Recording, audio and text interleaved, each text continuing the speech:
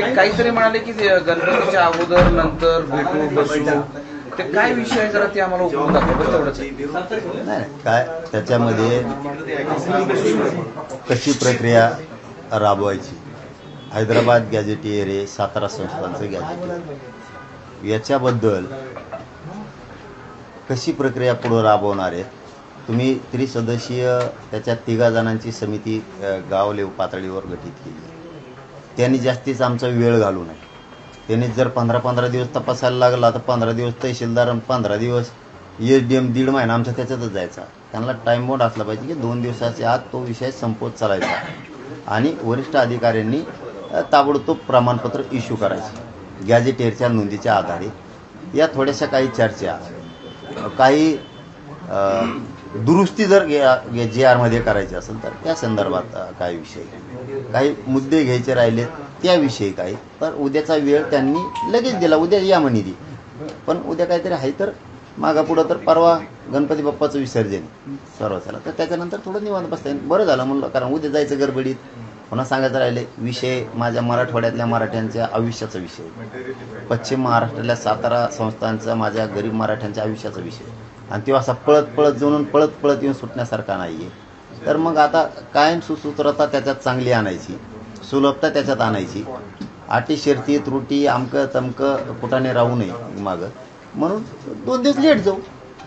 तुमची एक मागणी आहे की सगळं मराठवाडा सरसकट कुणबी म्हणजे ओबीसी आरक्षण करायचं, पण मुख्यमंत्री म्हणतायत की हा जो GR निघाला आहे तो सरसकटसाठी नाही आणि याचा सरसकट लाभ होणार नाही. महाराष्ट्रासाठी सरसकट नाही, मराठवाड्यातला मराठा समाज हा कुणबी आहे. गॅझेटियरच्या नोंदीनुसार, सातारा संस्थांच्या गॅझेटियरनुसार तिथला